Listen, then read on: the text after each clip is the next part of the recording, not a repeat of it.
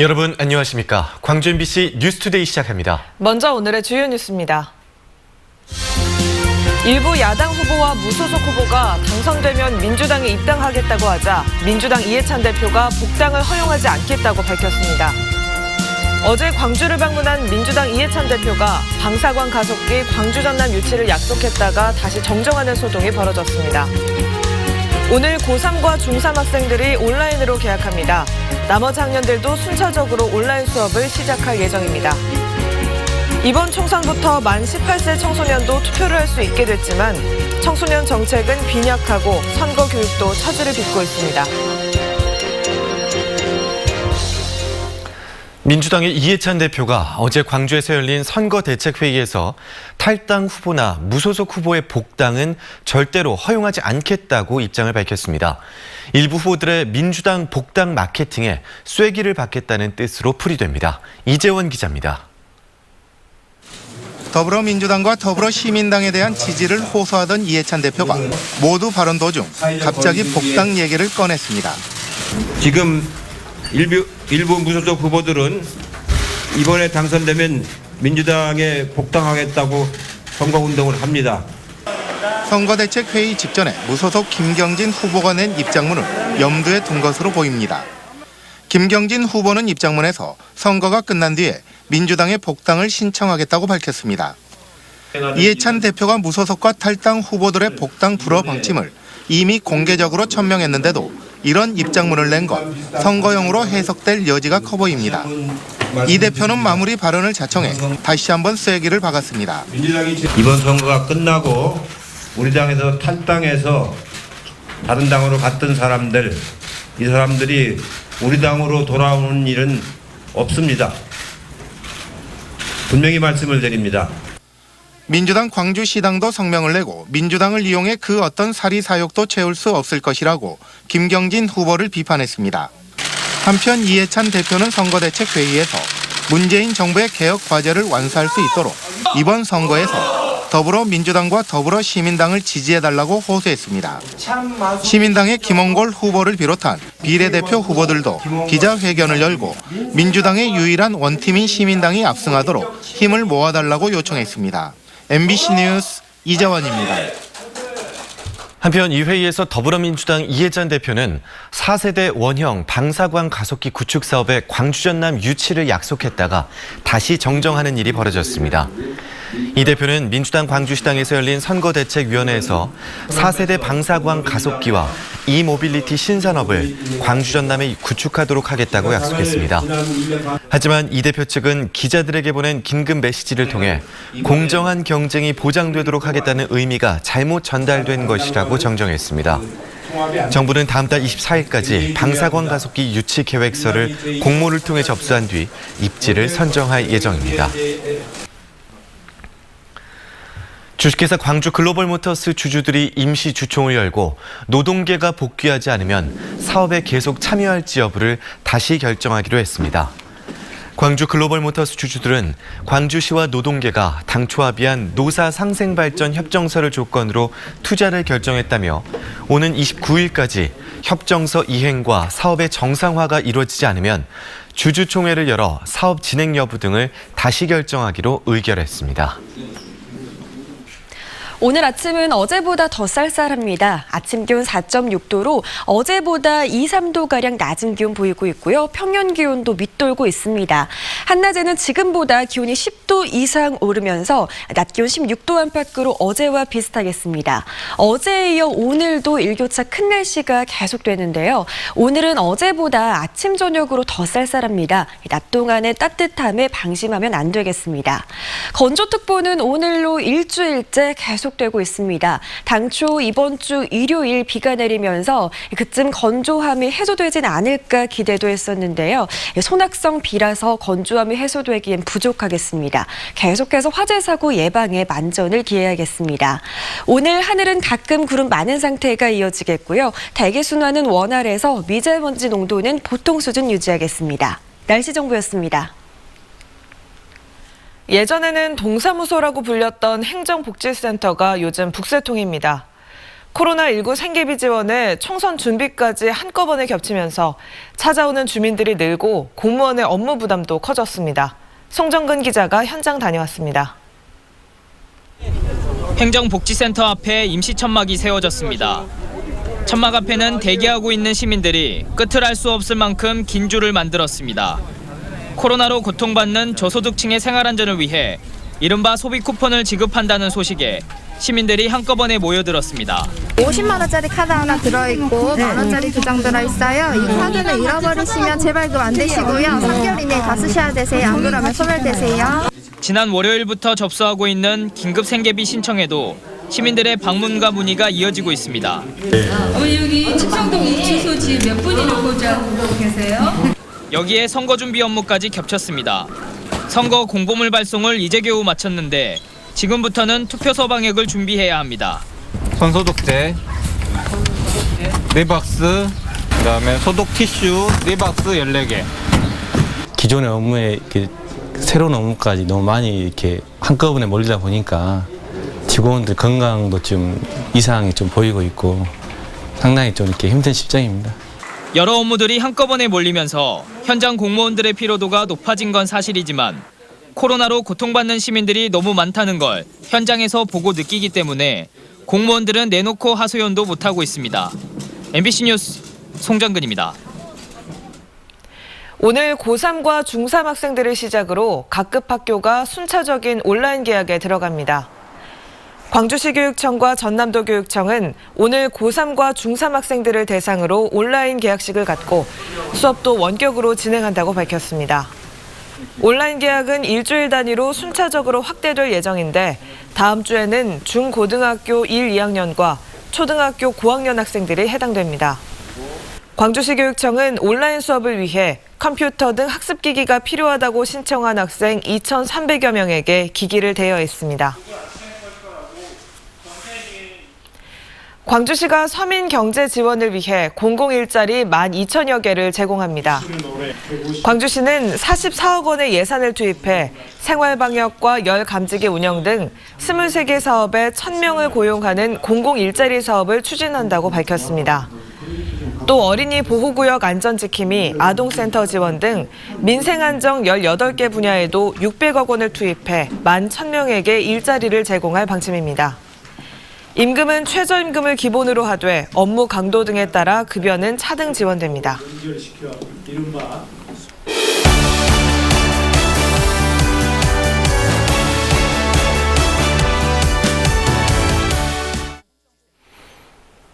이번 총선부터 고등학생을 포함한 만 18세 청소년들도 투표를 할 수 있게 됐습니다. 이 새내기 유권자들은 역사적인 첫 투표에 기대감이 커 보이지만 후보들의 청소년 정책은 빈약하고 코로나19의 여파로 선거 교육도 차질을 빚고 있습니다. 이다현 기자가 취재했습니다. 이번 총선부터는 고3 학생을 포함해 만 18살 청소년들도 투표를 하게 됩니다. 선거법 개정으로 생애 첫 투표를 하게 된 청소년들은 기대감에 부풀어 있습니다. 어제 제가 선거 벽보인가요? 그걸 받았는데 거기 원래 아빠 이름만 써져 있었는데 제 이름도 써져가지고 기분이 좋더라고요. 김군처럼 처음으로 투표권을 갖게 된 만 18세 유권자들은 광주 5,300여 명, 전남에는 5,500여 명 등 모두 1,800여 명. 광주 전남 유권자 280만 명 가운데 0.3%에 해당하는 소수입니다. 그래서인지 광주 지역 총선 후보자들이 내놓은 청소년 정책과 공약은 빈약하기만 합니다. 후보들의 정책 공약을 살펴봤더니 청소년 공약이 아예 없거나 있더라도 청소년들의 관심과는 거리가 멀었습니다. 청소년 관련 공약보다는 약간 자녀를 둔 부모를 위한 공약들이 굉장히 많이 나와 있는 것 같았고, 부실한 공약도 문제지만 등교 개학 연기로 참정권 교육이 부실해질 가능성도 높습니다. 코로나19로 전국 초중고등학교가 온라인 개학을 하면서 참정권 교육도 온라인으로 실시하게 됐습니다. 하지만 학교도 교사도 학생도 처음 하는 참정권 교육을 그것도 온라인으로 하게 돼 얼마나 도움이 될지는 미지수입니다. 제대로 시청각 영상 자료를 보는지 저희들이 확인할 방법이 이렇게 구체적으로 확인을 못하기 때문에 선거법 개정으로 갖게 된 10대 유권자들의 역사적 참정권이 부실한 정책과 부족한 교육으로 의미가 퇴색하지 않을까 걱정됩니다. MBC 뉴스 이다현입니다. 이처럼 선거 연령이 만 18세까지 확대가 되면서 청년층 유권자들이 전보다는 많아졌습니다. 여기에 준연동형 비례대표제가 처음으로 도입되면서 10대와 20대의 표심에 따라 정치 지형에도 변화가 예상되는데요. 여론조사에 나타난 10대와 20대의 표심을 이계상 기자가 살펴봤습니다. 선거 연령이 19살로 낮춰진 18대 국회의원 선거 이후 10대, 20대 유권자 투표율은 연이어 올랐습니다. 올해 총선은 선거 연령이 만 18살로 하향 조정돼 10대, 20대 투표율이 더 높아질 수 있습니다. 여론조사에서는 21대 국회의원 선거에 투표하겠냐는 질문에 18살에서 29살 유권자들이 60% 가까이 꼭 하겠다고 응답했습니다. 지난 2월 여론조사보다 15%포인트 넘게 상승했습니다. 이들의 선택 기준은 다른 연령대와는 차이가 분명합니다. 유권자 전체 연령대에서는 공약과 인물, 정당을 비교적 고르게 판단하지만 10대, 20대는 과반수가 공약을 보고 찍을 거라고 응답했습니다. 이런 표심은 비례대표 정당 지지도에 상당한 영향을 주는 것으로 분석됩니다. 더불어시민당과 열린민주당에 대한 18, 19세, 20대 유권자의 지지율은 전체보다 눈에 띄게 떨어지는 반면 민중당과 국민의당에 대한 지지율은 상대적으로 높아지는 것으로 나타났습니다. 10대, 20대 표심을 겨냥한 총선 공약과 정책이 얼마나 효과를 발휘하느냐에 따라서 각 정당의 미래 운명과 정치 지형이 달라질 것으로 전망됩니다. MBC 뉴스 이계상입니다. 자가격리 조치를 위반하고 조업을 하던 외국인 선원이 해경에 붙잡혔습니다. 여수해양경찰서는 최근 입국 당시 자가격리 장소로 신고한 곳을 벗어나 동료 선원들의 숙소에 머물며 어업행위를 한 베트남 국적 37살 A씨와 A씨를 어선에 태운 선주를 감염병 예방법 위반 혐의로 입건해 조사하고 있습니다. 해경에 따르면 지난 2일 입국한 A씨는 구례에서 코로나19 검사를 받은 뒤 음성 판정을 받아 2주간 자가격리 조치를 받았습니다. 참여자치 21이 성명을 통해 광천동 시민 아파트를 5.18 사적지로 지정해 원형 그대로 보존하라고 광주시에 요구했습니다. 참여자치 21은 광천동 일대 재개발 사업이 추진되면 윤상원 열사가 살았던 집과 토사 회보가 제작된 현장이 사라지거나 고층 아파트 숲속에 갇히게 될 거라며 이같이 요구했습니다. 광천동 재개발 사업은 지난해 말 광주 서구청의 승인을 받았고 구청과 재개발조합 등이 사업구역 안에 있는 시민 아파트를 보존하는 방안을 논의하고 있지만 해법을 찾지 못하고 있습니다. 단계적인 온라인 개학을 앞두고 전라남도 교육청이 제한적으로 학교 급식을 허용했습니다. 학교 현장에서는 일단 반기면서도 재원과 또 형평성 문제를 놓고 고민에 빠졌습니다. 김윤 기자가 보도합니다. 긴급 돌봄 교실이 운영되고 있는 목포 시내 한 초등학교의 점심시간입니다. 학교 급식실이 운영되지 않으면서 배달된 음식을 돌봄 교실에서 나눠 먹고 있습니다. 교무실에서는 온라인 수업 준비를 위해 교사와 직원들이 지난 1일부터 정상 출근하고 있습니다. 점심은 배달해서 먹거나 도시락을 싸서 해결하고 있습니다. 급식 먹었을 때보다는 또 점심 메뉴 선정도 그렇고 좀 불편한 점이. 학교 급식법상 학생이 아닌 교직원을 대상으로 급식실을 운영할 수 없기 때문인데 단계적 온라인 개학을 앞두고 전남교육청이 제한적으로 학교 급식을 허용하기로 했습니다. 긴급 돌봄 학생과 원격 교육, 대체 학습, 희망 학생이 있는 학교는 교직원 회의를 통해 학교장이 자율적으로 급식 여부를 결정하도록 한 것입니다. 문제는 급식 재원. 교직원은 수익자 부담 원칙으로 한다지만 소규모 학생을 대상으로 한 끼 3,000원 안팎의 예산으로 양질의 급식을 제공하기는 힘들 수밖에 없기 때문입니다. 급식의 만족도가, 급식의 질이 떨어지지 않을까, 그게 가장 우려되는 점입니다. 또한 예기치 않게 방학이 길어지면서 학부모들의 피로감도 쌓이는 상황에서 형평성 문제도 만만찮게 제기되고 있습니다. 내 아이도 원격 수업을 학교에서 받겠다는 학부모가 늘어날 경우 학생 선별 과정에서 갈등도 우려되고 있습니다. 그러나 저희들이 그 사회적 거리두기 그 지침이 실천이 가능한 범주 내에서 학교별로 학생들을 좀 선별할 수 있는 방안도 한번 생각을 해보겠습니다. 학교 급식 제공을 두고 전남과 서울, 세종 등 7개 교육청은 제한적 허용을, 광주와 대전, 경기 등 5개 교육청은 협의 중, 대구와 전북, 충남 등 5개 교육청은 등교 개학 때까지 금지하기로 했습니다. MBC 뉴스 김윤입니다. 전라남도 교육청이 오늘부터 18일까지 세월호 참사 6주기 추모 기간으로 정해 도교육청과 교육지원청 단위의 자율적 추모 행사를 추진합니다.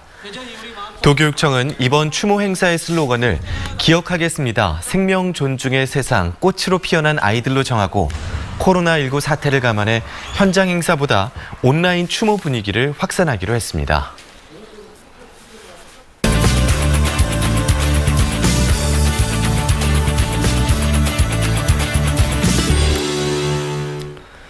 사회적 거리두기가 일상이 된 요즘 이전보다 오히려 자연의 소중함을 실감하는 분들이 많은데요. 광주 신세계 갤러리에서는 자연을 다양한 방식으로 해석한 전시가 진행 중입니다. 전시 제목이 나와 자연 사이의 거리라는데요. 광주문화재단 이유진 팀장과 함께 둘러보시죠. 안녕하세요. 네, 안녕하십니까. 오늘은 특별히 작품들을 좀 더 자세히 얘기해 주셨으면 좋겠습니다. 네. 어떤 작품부터 시작할까요? 네, 갤러리 바깥쪽인 쇼윈도부터 살펴보시고 갤러리 안으로 들어가시면 좋겠습니다. 네, 설박 작가의 어떤 풍경입니다. 애부터사는 단순한 풍경에 머물지 않고 숭고한 대상이기도 했는데요. 네, 한지 작업뿐만 아니라 천에 먹을 먹인 설치 작품도 있습니다. 네, 그리고 사진 작가 김영태 작품 속 실제 풍경은 몽골의 독수리 계곡, 캄보디아 등입니다. 자연과 문명이 중첩된 이미지로 재현되면서 영원성을 담고 있는데요. 네, 존재하지만 보이지 않는 것, 실제하지만 비가시적인 자연적 원리를 그림자 땅으로 표현하였습니다. 네, 갤러리 안쪽에도 작품들이 많이 있는데요. 네. 어떤 작품이 가장 인상적이었을까요? 네, 권세진 작가의 바다를 구성하는 741개의 드로잉 작업입니다. 네, 먹과 물의 만남으로 우연의 효과가 굉장히 자연스럽고 드높습니다. 네, 바다 풍경 가까이 가면요, 가로 세로 10cm 크기의 화선지 741개의 드로잉 작품이 하나의 그림을 형성하고 있습니다. 네, 매일매일 운동하듯이 동일한 크기로 꾸준히 작업을 했다고 합니다. 네, 그런데 우리 일상에서 볼 수 있는 자연은 건축물이나 인공적인 구조물과 함께 있는데요. 이런 자연 모습을 담아낸 이현호 작가의 작품 아주, 그리고 최현장 작가의 작품도 있습니다. 네, 이번 전시에 회화 작품뿐만 아니라 영상 작품도 있더라고요. 네. 네, 갤러리 한쪽 작은 공간이 있는데요. 네. 작가방이라고도 한다고 합니다. 네, 전유경 작가의 그 조각들은 말없이 지나간다라는 회화 콜라주 애니메이션 작품인데요. 60초 분량이지만 끊임없이 되풀이되는 유용하는 물고기, 그리고 파도가 모래를 휩쓸고 지나가는 영상입니다. 네, 시작과 끝이 없는 자연의 순환의 고리를 나타내는 듯합니다. 네, 오늘 방송 보고 이 전시에 관심 갖는 사람들도 있을 텐데요. 네. 이번 전시 언제까지 볼 수 있나요? 네, 4월 21일까지입니다. 네, 전시장에 그런데 직접 가실 경우에는 마스크 꼭 쓰시고요. 네, 물리적 거리 부탁드립니다.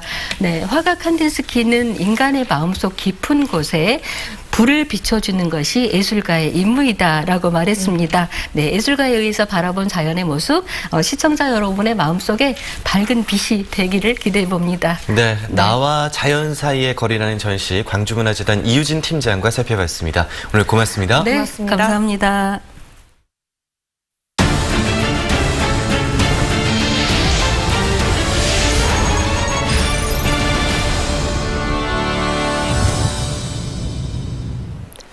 광주시가 인공지능 산업 육성의 핵심 기반인 집적단지 조성에 첫 발을 뗐습니다. 광주시는 지난 6일 연면적 2만 4천여 제곱미터가량 되는 인공지능 집적단지 건축 설계 용역 제안 공모를 공고했다고 밝혔습니다. 설계비는 29억 6천만 원이며 제안서 심사와 결과 발표를 거쳐 다음 달 1일 계약할 예정입니다. 전남도가 여성, 고령 농업인들을 위해 소형 전기 운반차 1000대를 지원합니다. 전라남도는 전국 처음으로 올해 55억 원을 투입해 도내 여성 농업인과 고령 농업인 등을 위한 소형 전기 운반차 1000대를 보급하기로 했습니다. 특히 전남도는 전략적으로 육성 추진하는 e-모빌리티 산업의 성장 발전과도 연계하기 위해 도내에서 생산된 제품을 위주로 보급 지원할 방침입니다. 미세먼지 계절 관리제를 시행한 지난해 12월부터 지난달까지 광주와 전남 지역의 초미세먼지 농도가 크게 낮아진 것으로 나타났습니다. 영산강유역환경청은 계절 관리제 기간 광주와 전남 지역의 초미세먼지 평균 농도가 1년 전에 비해 30%가량 줄었고 미세먼지 고농도 일수도 80%가량 감소했다고 밝혔습니다. 영산강 환경청은 계절 관리제와 더불어 코로나19로 인한 중국과 국내의 경제활동 감소를 주요 원인으로 분석했습니다.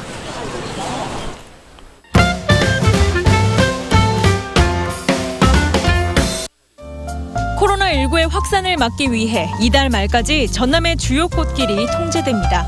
나주시는 경현동 벚꽃길 도로변과 한수제 앞 주차장, 영산강 둔치 유채꽃밭 주차장 등의 출입을 전면 금지하고요. 영광군은 염산면 신호마을, 백수 해안도로 입구 등에서 발열 체크를 하고 있습니다. 영암군도 왕인박사 유적지 일원을 통제하고 군서면 벚꽃길에 고가를 설치하는 등 상춘객 발길을 막기 위한 대책에 나섰습니다. 한 햄버거 회사가 나주배를 활용한 얼음 음료를 출시했습니다. 봄에 어울리는 음료이기도 하고 지역 농가와 협력하는 방안으로 내놓은 건데요. 음료에는 약 164톤에 달하는 나주배가 소비될 전망이고 4월부터 10월까지 한정 판매됩니다. 나주시 관계자들은 나주배 홍보 효과나 지역 경제에도 도움이 될 것으로 기대하고 있습니다. 집에서 많은 시간을 보내야 한다면 재미있게 독서할 수 있는 빛고울 독서 마라톤에 참여해보는 건 어떨까요? 빛고울 독서 마라톤은 읽은 책의 쪽수를 거리처럼 표시해서 완주 증서를 부여하는 독서 프로그램인데요.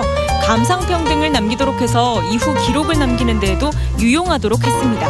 11월 27일까지 자유롭게 가입, 참여할 수 있습니다. 온라인으로 전해드리는 광주문화예술회관 기획공연. 오늘 저녁 7시에는 바이올리니스트 김영욱과 피아니스트 이효주의 합동 무대가 마련됩니다. 모차르트 바이올린과 피아노를 위한 소나타, 사라사테, 치고이네르 바이젠 등을 선보이는데요. 광주문화예술회관 유튜브 채널 강나오는 TV에서 볼 수 있습니다.